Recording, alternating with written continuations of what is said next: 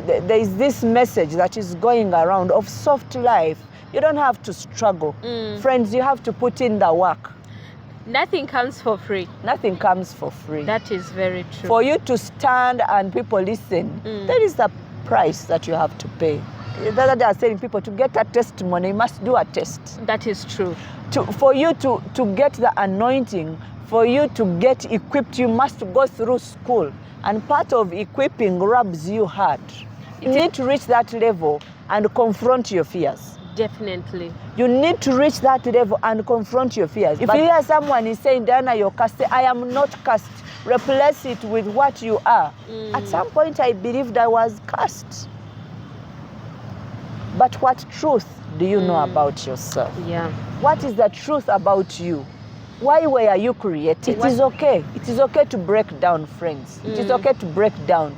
It is okay to get Josephine and say, Josephine, I feel the world is getting shattered. Yes. It is okay to speak all those things. Let the emotions come out. It is so okay. Welcome back to this YouTube channel. So we are back again with part 2 of our story. Remember the story we had with Coach Diana?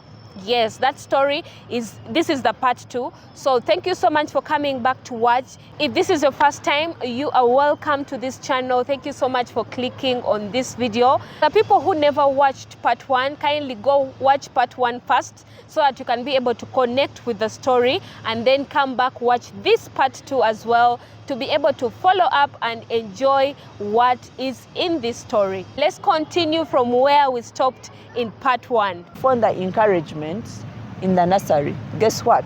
I found a premature who was 500 grams, and mine was the biggest. Mine was so big. Wow. In that nursery. So everything, when the Bible says everything works out for the good, yes. It was for my good. I left that place encouraged. Wow. I left that place so encouraged. Was the baby able to get the oxygen? Yes, and the baby definitely got oxygen. And now I was there encouraging mothers. They're like, how? Mine was born at 900 and now I'm seeing one who was born So now you 500. even gained the courage to talk to other mothers. I was the pastor there. Wow. So they were like, hey, how are you doing? And we shared notes. For a moment, I was in an environment of people who were more or less like-minded, who were going through the same challenges. I was like, what? So I said, God, I am sorry, because I had lost hope. I was beginning to curse God. Let me also ask, did you still remember the prayer you had made while you were in that struggle of taking the child to the hospital? Did you remember the prayer you had made? That prayer never left my subconscious. So you would still remember it? Didn't you feel some sort of guiltiness saying that maybe I would be the one who had created the situation? No. Wow. Not at all. Because I had told God, this baby should die, should not take more than 2 days. And what I wanted had refused to happen. And so I was like, since it has refused to happen, let me carry my cross. Okay. That is quite something, very different. Like you wouldn't expect a mother to, have such a kind of prayer. But the fact that you were in a desperate moment, like you said, you have to be very, very careful with your words and the things you say in such times. Yeah. Yeah. Yeah. Because words create. Yes. They create. Yes. Yeah. And yes, we got out of that hospital. My husband brought back the cylinders. And finally we checked out and we went back. And we progressed. 2.5 months, we are discharged. So we go with all the apparatus, if I can call it, all the machines home in my bedroom. And that same time, Mommy had been discharged. From so she was hospital. Also at home. Was she getting better? The curve is usually like that, like this. They are on and off. Today she's better for a week. 2 weeks she's down, she's better, like that. Okay. But she was a little bit better. And so, Mommy, we reached home, and I couldn't because now they're very delicate. There are high chances of infection. So it was quite a lot of detail in there that I can't put here. But after 2 weeks when we were home, Mommy calls me, and I come in the bedroom where she was, and she tells me, Diana, I'm going to tell you something that no one on earth can ever tell you. But before she calls me, I think it was not just, it was like maybe a month. I think like a month. My husband is very observant, very observant. So he was looking at the eyes of this baby, because I think now we're 3 months. We were maybe 3 and something months. I don't remember exactly the time. But now the baby, you know, at 3 months the baby can start starts making sound. Raises legs, what. They should be able to see, to follow a hot color, you follow your eyes. But now the following was not as to the expected. So my husband tells me these eyes, there's a problem. So we go and they check, and they say the baby stayed for a long time on oxygen. And now when oxygen gives life, but too much again destroys. Yes. So they told us, because it was for a very long time, it had affected this pupil, that thing in the eye. So that's why the sight was not that clear. I said, we have started problem. So, but the doctor said that one is also an indicator to something in the system. So we had to check all the systems. Now we check the systems, now we find that she had 2 holes on the heart. But they told us she's a premature. Now these holes are going to cover up with time. It's like, oh God. We got her to institute. I think we went twice. They were like, no, even an operation is not necessary. The holes will cover.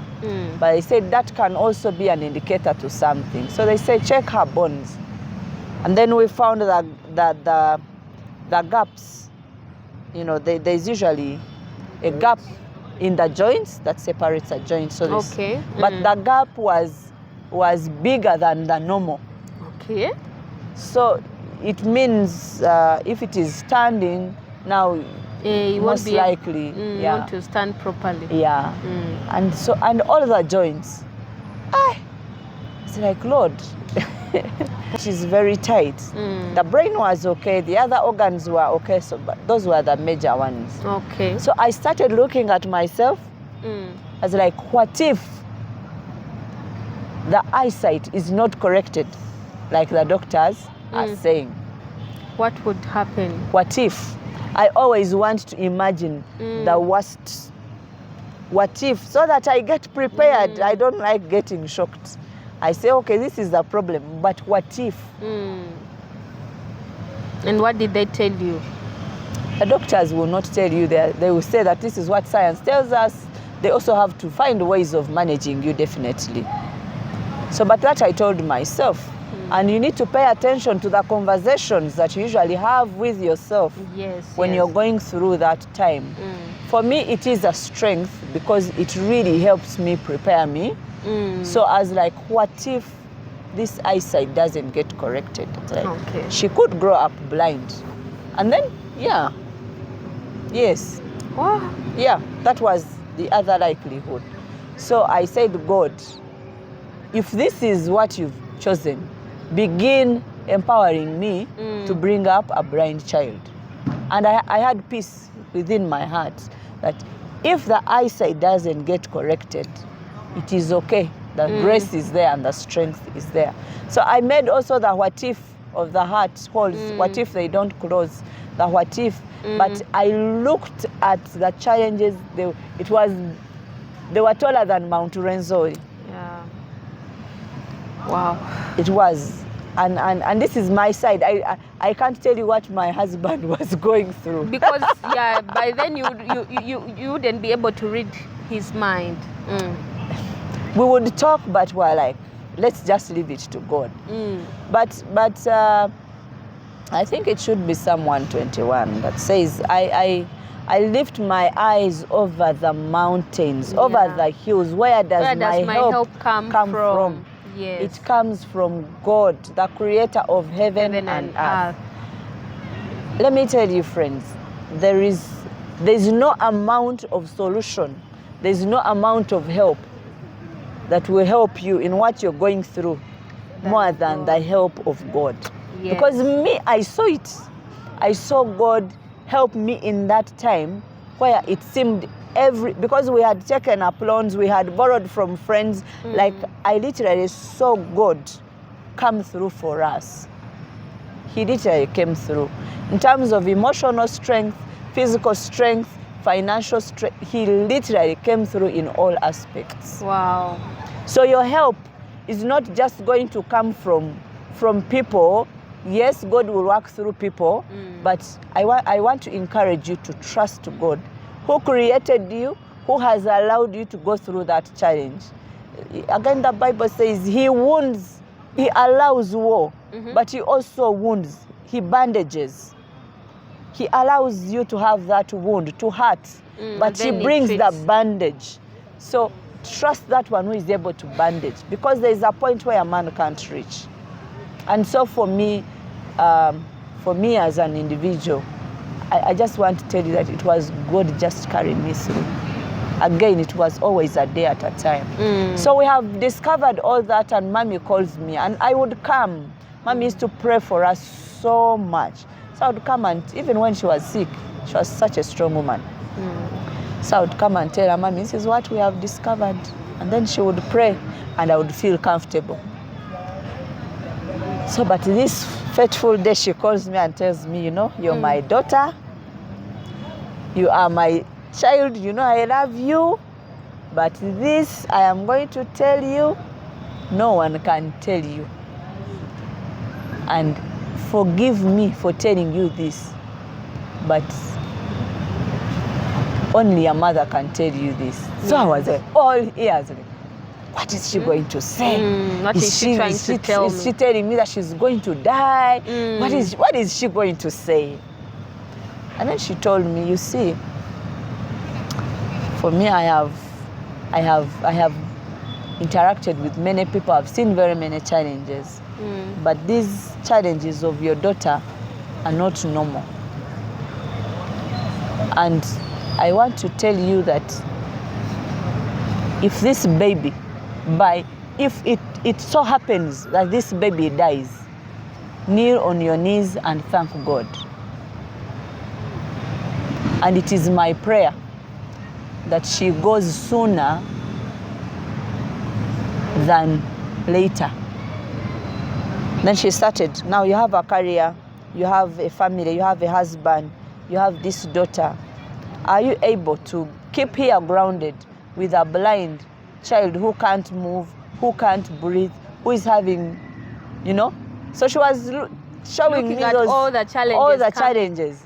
And she was saying, I am not going to live long to support you. And my husband is an orphan, She was saying, you don't have a mother-in-law to support you. So if it's my prayer that God takes this child early enough before you even sell the last cloth on your body. Wow. I breathed like I don't know how many times. I was like, okay, Mommy, I have heard. And she prayed with me, and we continued the journey. That must have been very painful to come from a mother to a painful. daughter. Mommy never used to cry, but she said it when she was crying.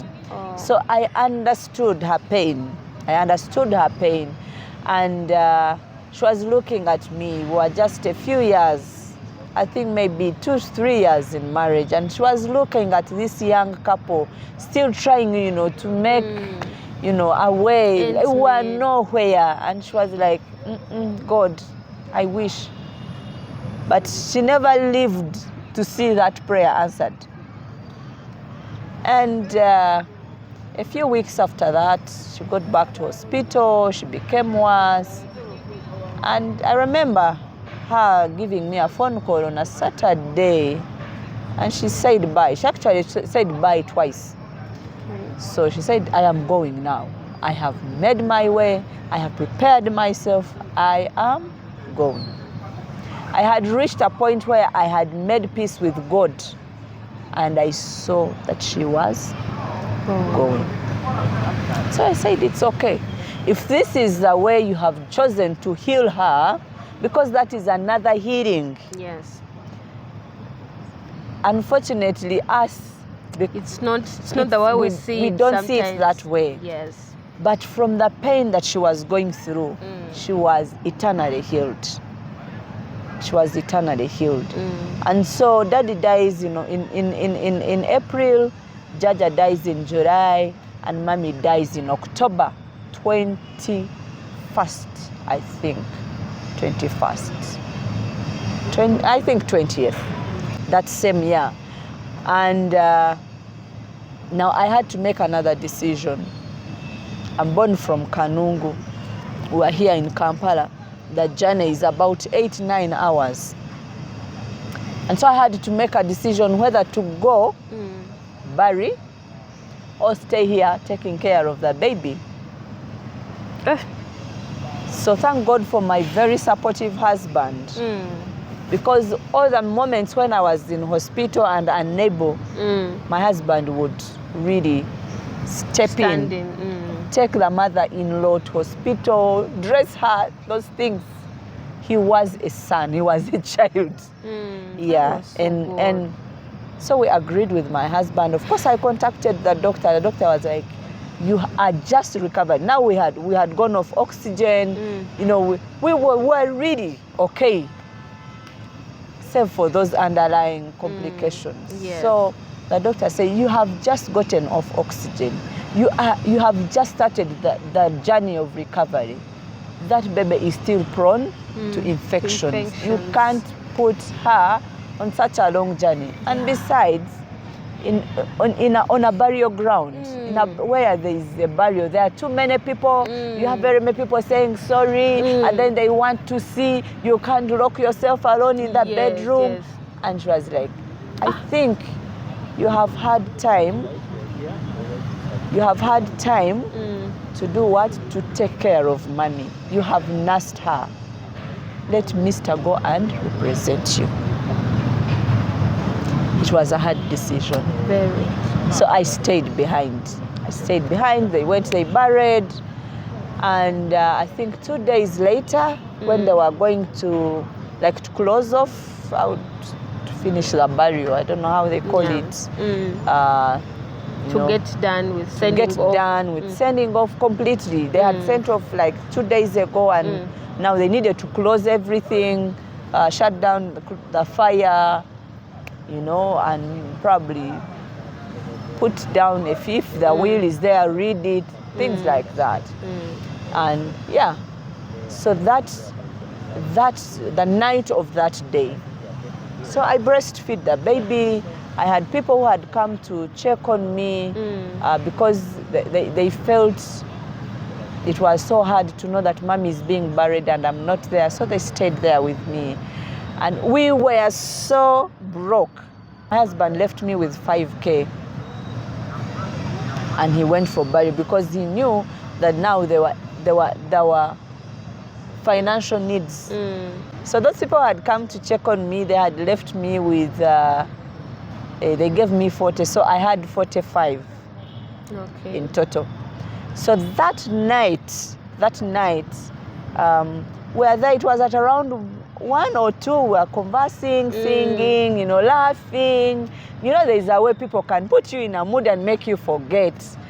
And we're laughing. And I breastfed the baby, put here and she bapped. I bapped her and put back in bed, and she slept. But while I was in the sitting room, I heard the baby cry. And this cry was not are you a mother, you can tell that this is not a usual cry. Yes. So I go check. She was okay. Of course, she had woken up. So, and I didn't want, of course, again, take to the sitting room where other people were. So I stayed there with her, tried to breastfeed again, put her here, and she slept again. I put back in bed. I went back to the sitting room. After some minutes, she cried again. Now I felt something in my spirit tell me, no, there is something there's wrong. Something. So I called the doctor, and the doctor, of course, somehow I was also like a medical person. Some basics I now knew. Check here, check this, pulse, what. Yeah. And everything appeared okay. So the doctor tells me, if she persists, bring her to hospital. Okay. There's no car. I have 45,000 on me. All the people that I know have gone to bury. I am literally there. I am there alone. How do I get to hospital now? Remember the other fellowship I told you? So I knew one who was close, neighbor, because we meet according to geographical location. Yes. So I knew a neighbor. I said, let me call her. She might be, now I called her towards 3 a.m. Let me call her, she might be around. So I called her, and luckily enough, she was picked. Around.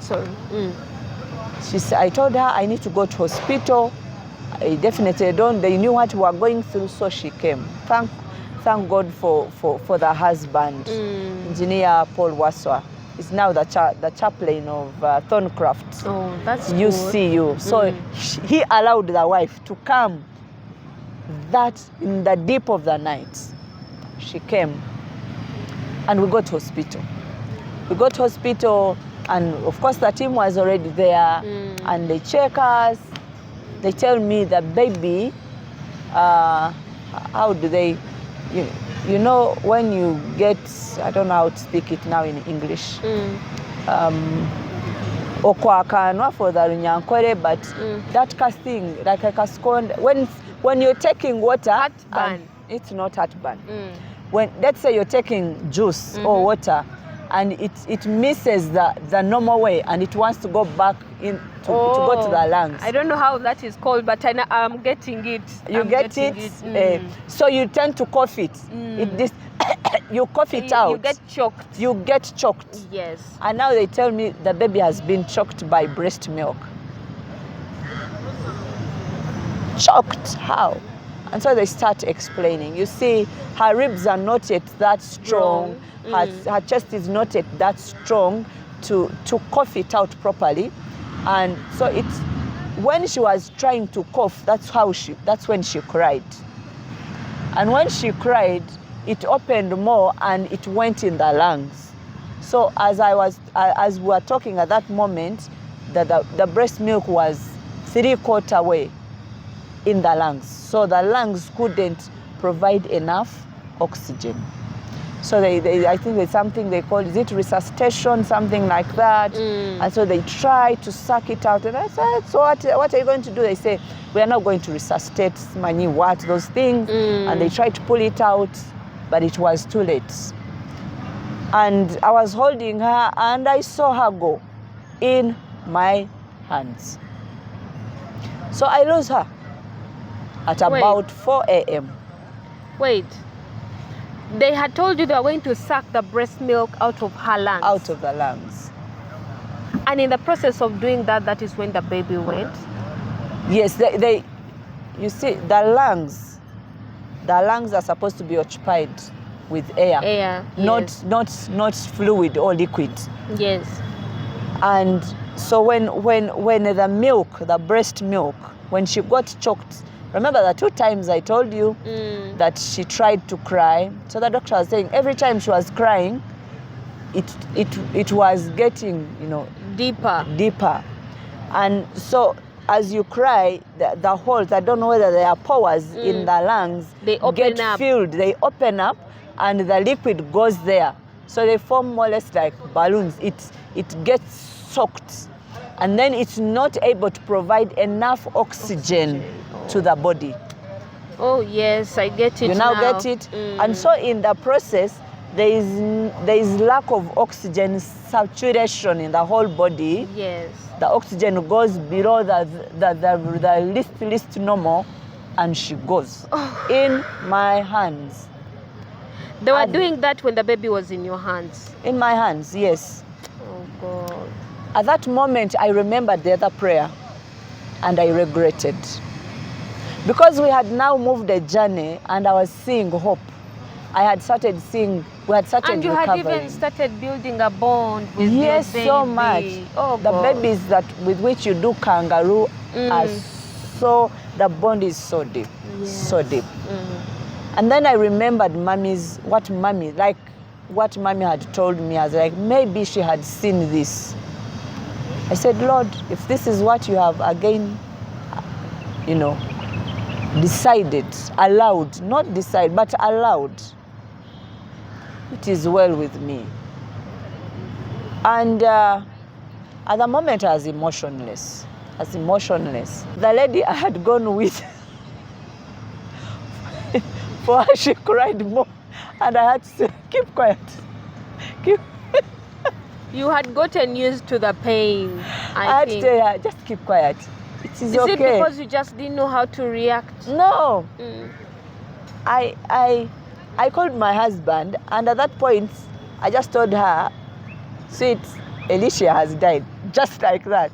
You can give bad news in a better way, but I didn't have the composure. Yeah, you just didn't know what to say. I didn't know how to say it. So I told him, for him, he wailed where he was. I was told he wailed and wailed.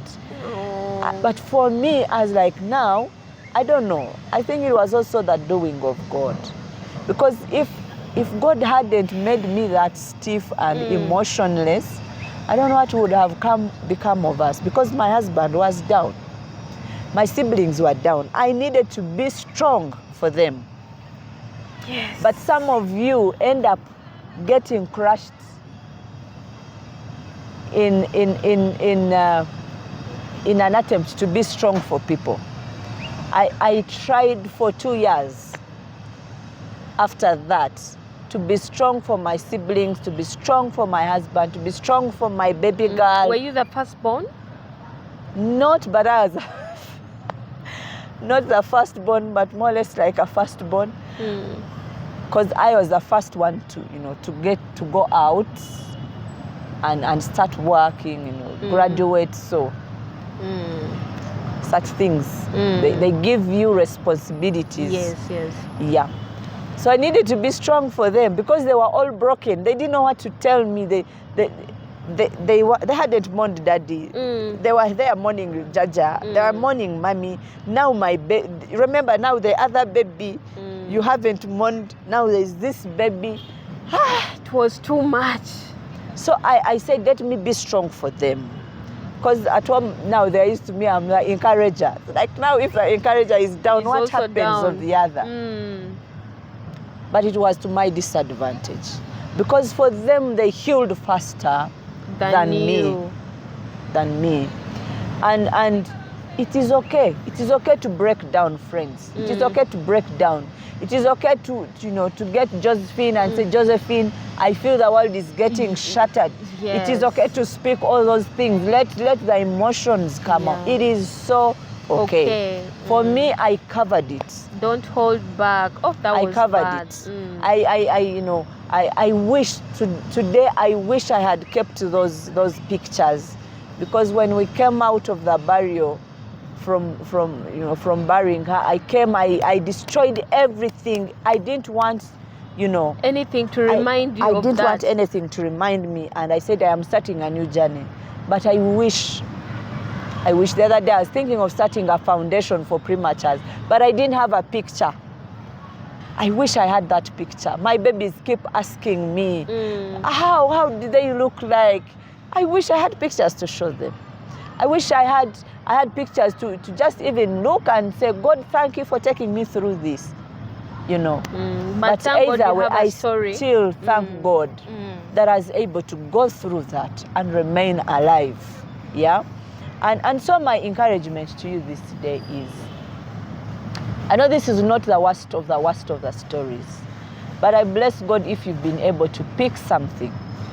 And today I understand why. You went through all that. Because the call on my life is for people as such. it is through that time that I started intentionally asking God about my purpose on earth. Remember when I told you that I had died? I was like, why? Why didn't I completely die? I was sure it was not because of the doctor's effort. I knew God had allowed. I knew God wanted me here, and He wanted me here for a reason. So it is through my pain, when I started my recovery journey, I started putting dots. Joining them all together. And up to date, I am still connecting the dots. Because over the weekend, in that time, I was called all sorts of names.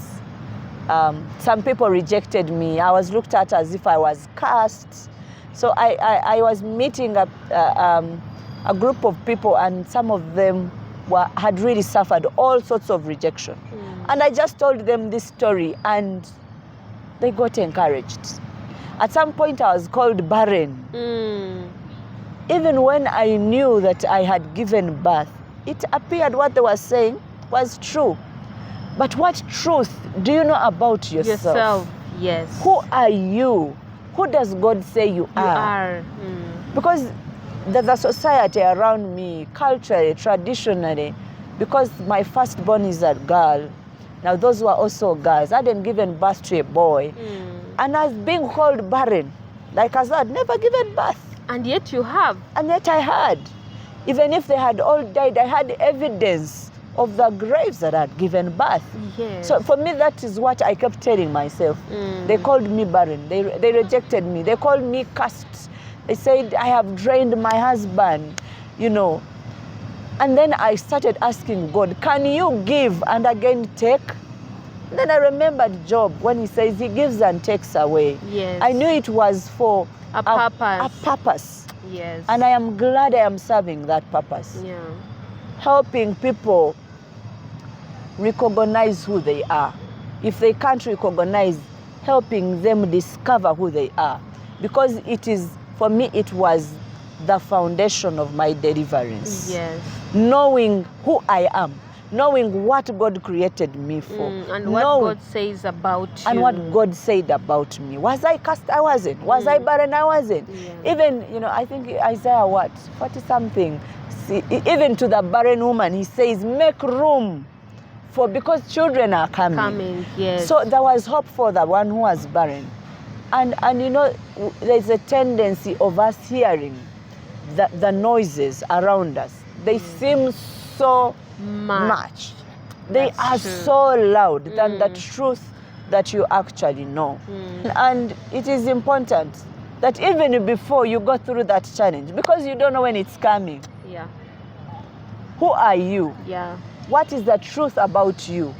Why were you created? What has God called you to do? What has God called you to do? Yeah.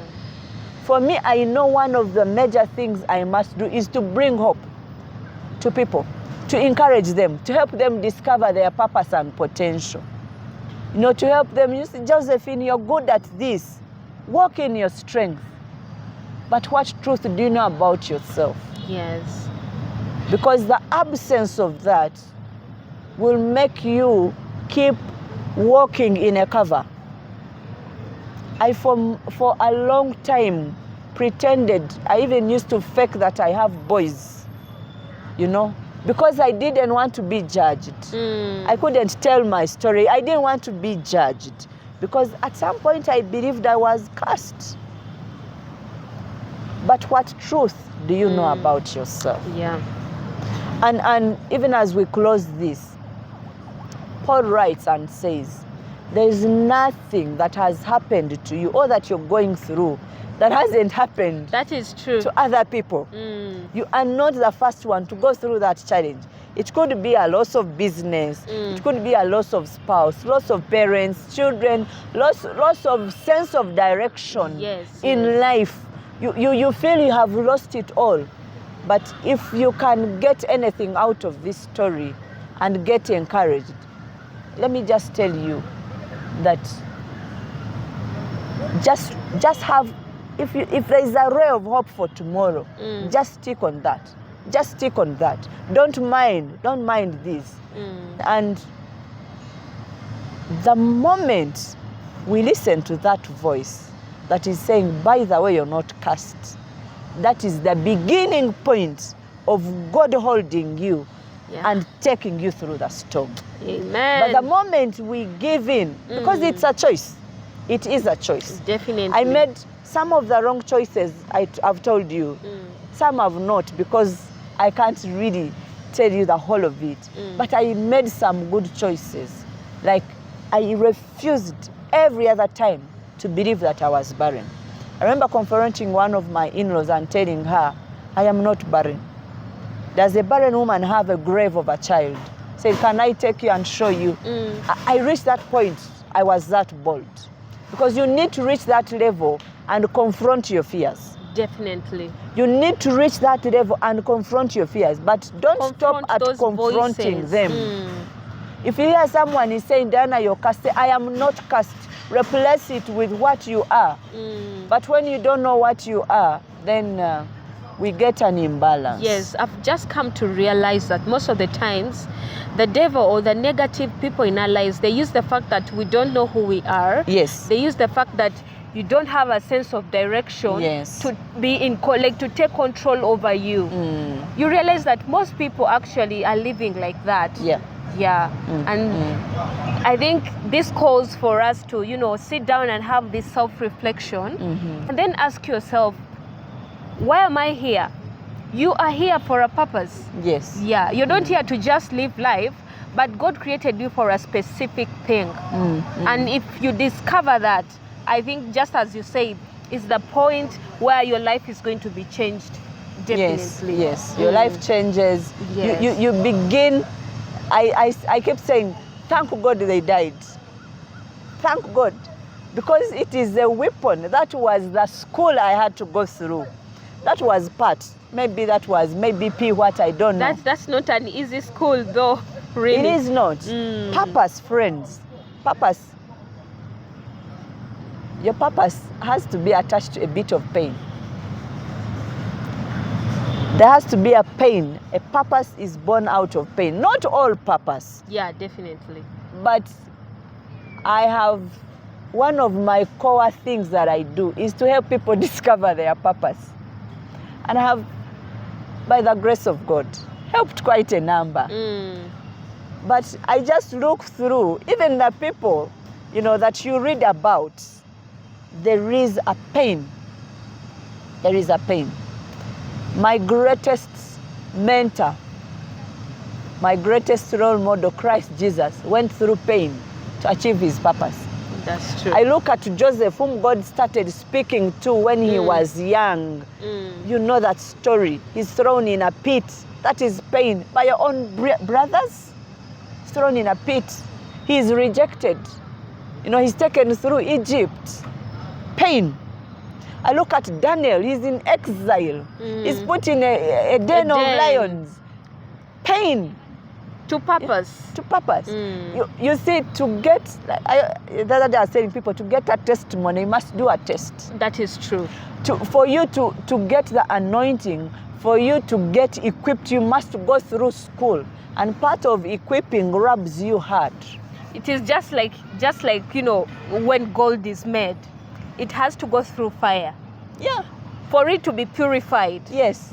And for us, of course, you may not go through the, physical fire, but that pain sharpens you. It sharpens you. And I've come to learn that almost everyone, they have gone through pain in Each their one growing. of them has a pain. Yes. Somewhere. Everyone goes through pain. It could be different, but truth is, it has to be there. It has to be there. Yes. I love to sleep early in the morning. But it is very painful when you have to wake up to read for you to get the marks. Yeah. For you to pass that level of education. For me, who was going through school. That is, and we don't have one sole purpose. We have different purposes. I have a different purpose when it comes to my marriage. I have a different purpose when it comes to my life. I have a different purpose in my I play different roles in each of those. Wow. So there is a pain attached. So there is this message that is going around of soft life. You don't have to struggle. Friends, you have to put in the work. Nothing comes for free. Nothing comes for free. That is very true. For you to stand and people listen, there is the price that you have to pay. So I still thank God, and I am still grateful that I went through that. I had no control. You see, I had no control. If I had control, I wouldn't have gone through it. That is true. But because I didn't have control, and God saw that this was part of the training. I have very many stories. Part of the training. Yes. I thank God that I went through it. And I am grateful that I was able to pick a number of lessons. Yeah. Thank you so much. Thank you so much for sharing this story. Truth is, of all this that we have had, I think I've been so much inspired to even go deeper into my purpose. I don't know about you who is watching. I know you have picked a thing or two in this conversation that we've just had, and I'm sure you've been inspired to keep going. There are a lot of lessons to pick from this story. Social and capital. Thank you for being social capital, the people around you. How supportive are they? Yeah. And I'd like to also thank your husband. He really held your hand. Yeah. So many much. of them would, give up on the way. And thank you for being vulnerable enough to share this story. Some people would fear, just like you said, fearing to be judged. Yeah, because we all go through challenges. We all go through stuff that we're not even happy about. But thank you so much. I believe this is going to change someone's life, to encourage them to keep pushing and to change their life and to know more about why they were created. Because truth is, we are not just living life. You are living life because there is something that God had, put you on this earth to do. Yeah. Yeah. Josephine, I have learned that my experiences, what I go through, are not for me. They are not for me for keeps. That is true. They are not for me for keeps. So every opportunity I get to share what I have gone through and overcome, I will share. So your experiences are not for you. That is true. If you have something, you just say it. Believe you me, there is someone that God will have positioned at that point to get encouraged. And even if it's one, I am okay with that. That will be a soul saved from the depression that is going through. That will be a soul saved. That will be a soul, one soul. If at that moment I had a woman or a couple come and share with me their experience, I would have shortened my journey by miles. Yeah, and that's why I come true. out and share. Thank you very much. Well, I feel like I have nothing else to say, but just to appreciate you guys for watching. If you picked something from this conversation, kindly let us know down in the comment section. Let us know also if you have a story that you'd like to share, a business that you'd like to market, or even taking us through your journey as a business owner, taking us through your journey of life. We will be so happy to have this conversation feature on this platform. It's been quite a pleasure to have you all. Thank you so much for watching till this end. Yes, do you have any last words to our viewers? Thank you so much for listening. Thank you for having me. And trust God. Trust the process. He is in every detail of your life. Yeah, you've talked about that you are a personal growth coach. Yes. You do counseling as well? Yes, I do. The bit of counseling I do more so is for premarital and postmarital. And that is where I bring in a lot of my story because the challenges we've gone through as a marriage. And this we do. The marriage counseling we do as a couple, not alone. We want to contribute as much as possible to the marriage. I handle a few cases of counseling, but majorly I do training, mentorship, coaching, and speaking. Yes. Majorly. Do you mind sharing your contact to our viewers in case one wants to reach out to you and talk to you? Maybe they could be going through exactly what you just talked about, and you could be of help to them. Or you want to follow me for personal growth? Yes. Content on Facebook, Instagram, TikTok, and LinkedIn. I'm Diana N Muhairwe. You can follow me, Diana N Muhairwe, on all those social media handles. Very soon, I hope to get to YouTube. Yes. Yes, and you can find me on +256 706 322 045. Yeah. +256 706 322 045. Yes. So I'll be also leaving it on the screen such that you can, get it very well. Thank you so much. It's been a pleasure to have you. Thank you so much, Josephine, Thank you for having me. to come. I want to appreciate the gentleman behind the camera. Thank you so much. He's one of those, very supportive. Hi. Very supportive. He's one of those very, very supportive husbands. Yes. Thank you so much for supporting Josephine. I really appreciate. Yeah. Okay, guys, may God bless you all, and we'll see you in the next video. Bye.